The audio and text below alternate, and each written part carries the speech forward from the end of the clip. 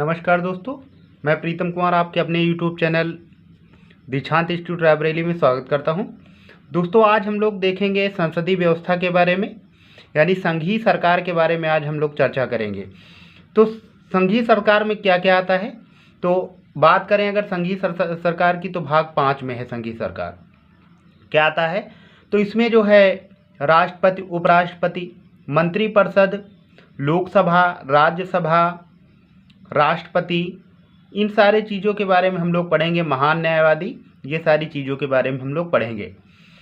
देखते हैं संविधान का भाग 5 क्या है। संसदीय व्यवस्था की बात करता है, संघ की कार्यपालिका की बात करता है, अनुच्छेद 52 से लेकर 78 तक। अब एक शब्द याद रखिएगा, सरल। सरल से याद रहेगा संसद, से राष्ट्रपति, राज्यसभा और लोकसभा और राष्ट्रपति। तो क्या है, 79 में संसद है, राज्यसभा का उल्लेख 80 में है और लोकसभा का उल्लेख 81 में है। हालांकि राष्ट्रपति का उल्लेख यहाँ पर 52 में है। इसकी हम लोग चर्चा करेंगे, तो याद रखिएगा। देखते हैं हम लोग अनुच्छेद 52 क्या कहता है। भारत का एक राष्ट्रपति होगा। क्या है, भारत का एक राष्ट्रपति होगा, देश का राष्ट्राध्यक्ष होगा, भारत का प्रथम नागरिक है, राज्य का प्रमुख होगा। राज्य का मतलब यहाँ पर स्टेट से नहीं है, राज्य का मतलब है शासन प्रशासन के तंत्र से। संवैधानिक प्रमुख होगा। अनुच्छेद 53 क्या कहता है, संघ की कार्यपालिका शक्ति राष्ट्रपति में निहित होगी, यानी संघ का प्रमुख कौन होगा, तो राष्ट्रपति होगा, याद रखिएगा। अनुच्छेद 54 क्या कहता है, राष्ट्रपति का निर्वाचक मंडल।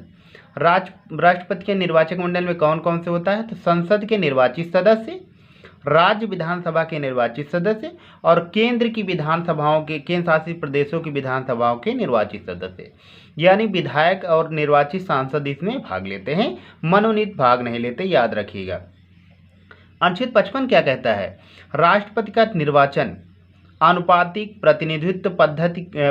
प्रतिनिधित्व के अनुसार एकल संक्रमणीय मत द्वारा होगा और ऐसे निर्वाचन में मतदान गुप्त होगा। कैसा मतदान होगा, गुप्त होगा।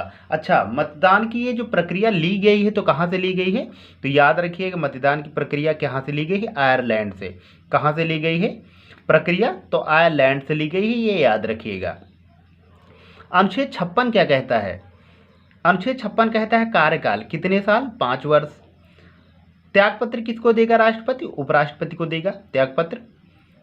महाभियोग की प्रक्रिया 14 दिन पूर्व सूचना से लाई जाती है राष्ट्रपति के ऊपर। मृत्यु होने पर चुनाव जो है न्यायपालिका द्वारा शून्य घोषित होने पर इसका कार्यकाल समाप्त हो जाता है। अब हम लोग देखते हैं अनुच्छेद 57 के बारे में। क्या कहता है अनुच्छेद 57, राष्ट्रपति का पुनर्निर्वाचन।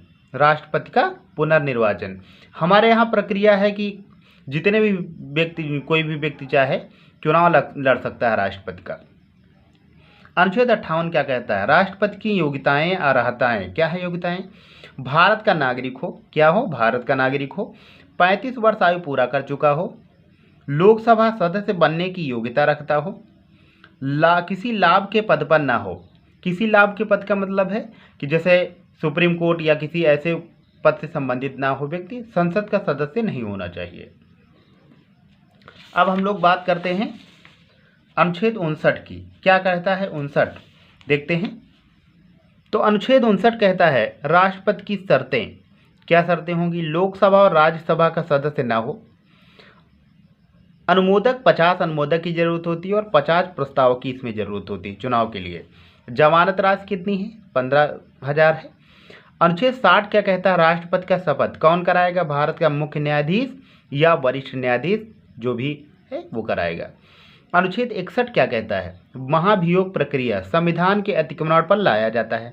कहाँ लाया जाता है, तो लोकसभा राज्यसभा किसी में लाया जा सकता है। अर्ध न्यायिक प्रक्रिया है, लोकसभा राज्यसभा से 1/4 से पास होना चाहिए। सदस्यों का हस्ताक्षर सहित नोटिस राष्ट्रपति को 14 दिन पूर्व दिया जाता है। सदन के 2/3 सदस्यों से पारित होना चाहिए, ये अनिवार्य है। कार्य पूर्ण होने पर उत्तराधिकारी की नियुक्ति, यानी इसका कार्यकाल अगर पूरा हो जाता है तो उत्तराधिकारी की नियुक्ति करता है, तब तक पद पर बना रहता है जब तक इसका उत्तराधिकारी ना आ जाए। राष्ट्रपति के चुनाव के विवादों का निपटारा कौन करता है, तो ये करता है आपका सुप्रीम कोर्ट अनुच्छेद 71 के तहत, याद रखिएगा। अनुच्छेद 72 में क्या कहा गया है, राष्ट्रपति की शक्तियाँ, कौन कौन सी शक्तियाँ हैं ये देखते हैं हम लोग। न्यायिक शक्ति, विधायी शक्ति, वित्तीय शक्ति, सैन्य शक्ति, प्रशासनिक शक्ति, ये सारी शक्तियाँ हैं। 5 तरह की शक्तियाँ राष्ट्रपति के पास होती हैं। अब एक एक के बारे में हम लोग देख लेते हैं। अनुच्छेद 72 में कहा गया है न्यायिक शक्ति के बारे में, क्या है, क्षमादान की शक्ति। कैसी शक्ति, तो क्षमादान की शक्ति। दंडादेश से मुक्ति, यानी दंड से बिल्कुल मुक्त कर सकता है। दूसरा है लघुकरण, कम्यूट, यानी सजा कम करना। तीसरा है परिहार, परिहार का मतलब दंड की प्रकृति में परिवर्तन। चौथा है विराम, रिस्प्राइट, यानी गर्भ एवं वृद्धावस्था में रोक लगा सकता है। प्राविलंबन, मृत्यु दंड को टालने से संबंधित है।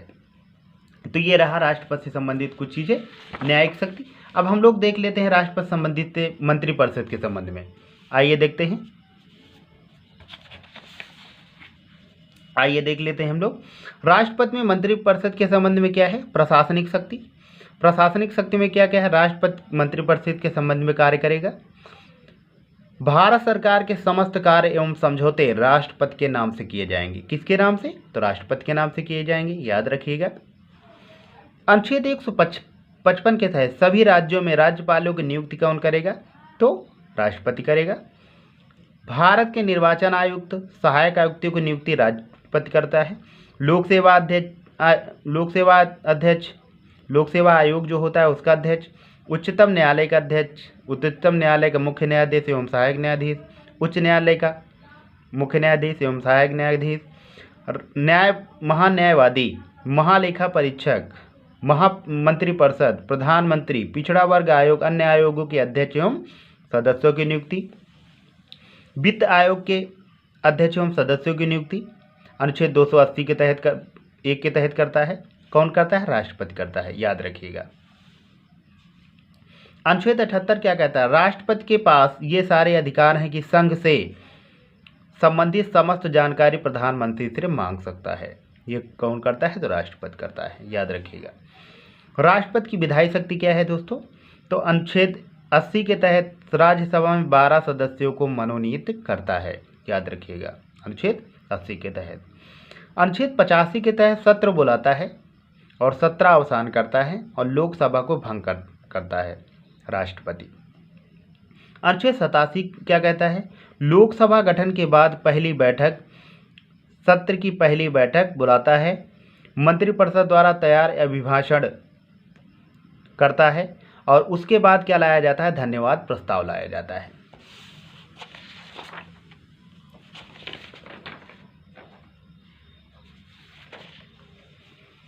अनुच्छेद 108 में क्या कहा गया है, संयुक्त अधिवेशन बुलाता है। कौन बुलाता है, राष्ट्रपति बुलाता है। ये क्वेश्चन कई बार पूछा गया है। अनुच्छेद 111 में क्या है, राष्ट्रपति का वीटो पावर। कितने प्रकार का वीटो है राष्ट्रपति के पास, आत्यांतिक वीटो, निलंबनकारी वीटो, पॉकेट वीटो, विशेषाधिकार वीटो। भारत में नहीं है, कहाँ पर है, यूएसए में है, याद रखिएगा। राष्ट्रपति की वित्तीय शक्ति देख लेते हैं, क्या क्या है वित्तीय शक्ति। अनुच्छेद 110 के तहत धन विधेयक लाया जाता है, तो इससे पूछ कर लाया जाता है। अनुच्छेद 280 के तहत वित्त आयोग की नियुक्ति करता है, आयोग के सदस्य एवं अध्यक्ष की नियुक्ति करता है।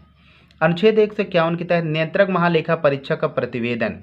151 के तहत कैग अपनी रिपोर्ट किसको देता है, राष्ट्रपति को देता है, याद रखिएगा। वित्तीय बजट अनुच्छेद 112 में है, राष्ट्रपति की सलाह पर किया जाता है बजट का। राष्ट्रपति की सैन्य शक्ति में क्या क्या आता है दोस्तों, देख लेते हैं। अनुच्छेद 53 का 2 कहता है के अनुसार राष्ट्रपति 3 सेनाओं का सर्वोच्च सेनापति होता है। तो तीनों सेनाओं का सर्वोच्च सेनापति कौन होता है, राष्ट्रपति होता है, अनुच्छेद 53(2) के तहत। अनुच्छेद 123 के तहत राष्ट्रपति की अध्यादेश जारी करने की शक्ति क्या है, अध्यादेश जारी करने की शक्ति दोस्तों, ये राष्ट्रपति के 123 के तहत है। अनुच्छेद 143 कहता है राष्ट्रपति सर्वोच्च न्यायालय के मुख्य न्यायाधीश से सलाह ले सकता है, लेकिन राष्ट्रपति मानने के लिए बाध्य नहीं होगा, ये याद रखिएगा। अनुच्छेद 352 में क्या है, अनुच्छेद 352 राष्ट्रीय आपातकाल कब कब आया जाता है, तो युद्ध, बाह्य आक्रमण, और दोस्तों एक इंदिरा गांधी सरकार ने 1975 में आंतरिक अशांति के उस पर लगाया था, जो है आपातकाल की घोषणा की थी। तो 40वें संविधान संशोधन द्वारा 1978 में यह संशोधन किया गया।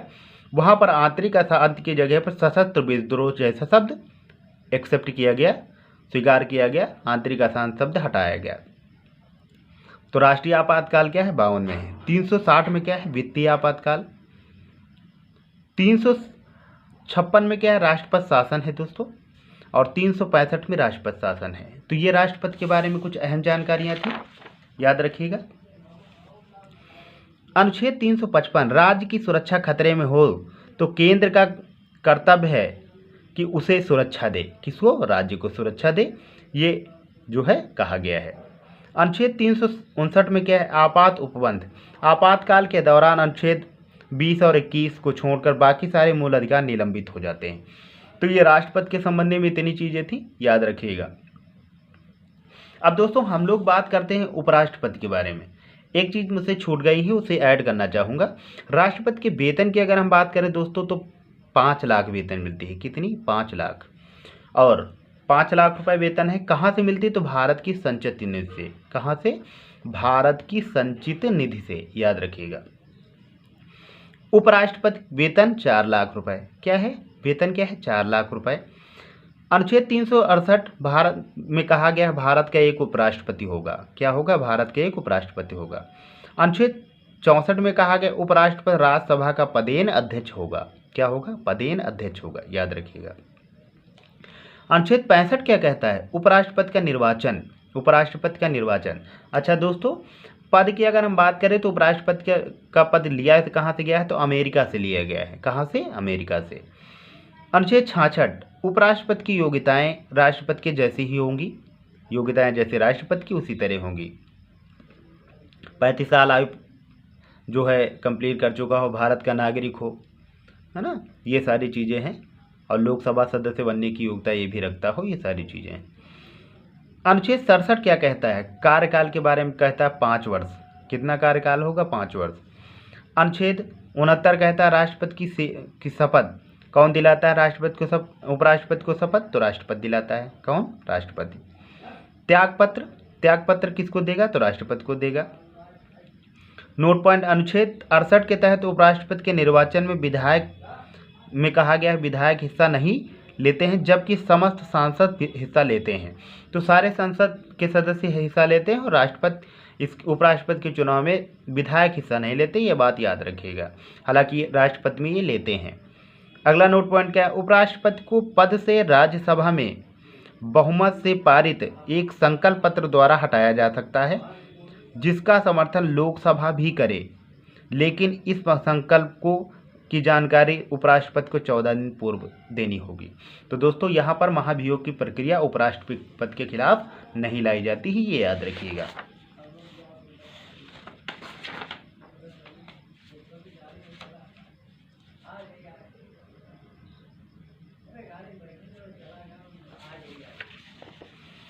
अगला पद देखिए दोस्तों, अगला देखते हैं हम लोग महान न्यायवादी। महान न्यायवादी क्या है? अनुच्छेद 76 में कहा गया है नियुक्ति कौन करेगा? राष्ट्रपति करेगा। शपथ कौन दिलाएगा? राष्ट्रपति दिलाएगा। त्यागपत्र किसको देगा? राष्ट्रपति को देगा। कार्यकाल कब तक होगा? राष्ट्रपति के प्रसाद पर्यंत। भारत का प्रथम विधि अधिकारी क्या है? भारत का प्रथम विधि अधिकारी माना जाता है। योग्यता उच्चतम न्यायालय के वकील बनने की होनी चाहिए इसकी। वेतन क्या है? राष्ट्रपति निर्धारित करता है, वेतन का संविधान में उल्लेख नहीं है। कार्य विभिन्न न्यायालयों में केंद्र सरकार का पक्ष रखना। विभिन्न न्यायालयों में केंद्र सरकार का पक्ष रखना इसका कार्य। 9 नंबर क्या है इसके बारे में? सदन की बैठक में भाग ले सकता है, भाग ले सकता है, अपने विचार व्यक्त कर सकता है, लेकिन वोट नहीं दे सकता, ये याद रखिएगा।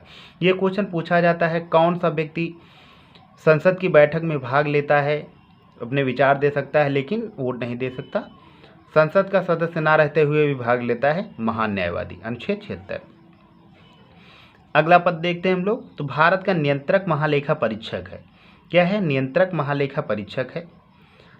अनुच्छेद कौन सा है? 148। नियुक्ति कौन करता है? राष्ट्रपति। कार्यकाल 60 वर्ष या 6 वर्ष या 65 वर्ष, जो भी पहले होगा। योग्यता संविधान में नहीं है। भारत कैग एक्ट यानी कैग अधिनियम 1971 में निर्धारित किया गया है। उसके अंतर्गत पद से हटाना महाभियोग जैसी प्रक्रिया होती है। त्यागपत्र किसको देंगे? राष्ट्रपति को। उसमें हमने बताया था 151 के अंतर्गत कैग रिपोर्ट देता है, इसमें भी है कैग अपनी रिपोर्ट अनुच्छेद 151 के तहत किसको देता है? राष्ट्रपति को देता है। वेतन कितना होगा? तो 2,50,000 भारत की संचित निधि से। कहाँ से? भारत की संचित निधि से, याद रखिएगा। लोक लेखा समिति इसकी रिपोर्ट को संसद की पटल पर रखती है, ये चीज याद रखिएगा हमेशा। तो दोस्तों आज यहीं तक रखिए। अगले वीडियो में मैं जो है भारत की मंत्रिपरिषद की बात करूंगा, प्रधानमंत्री की बात करूंगा। नमस्कार।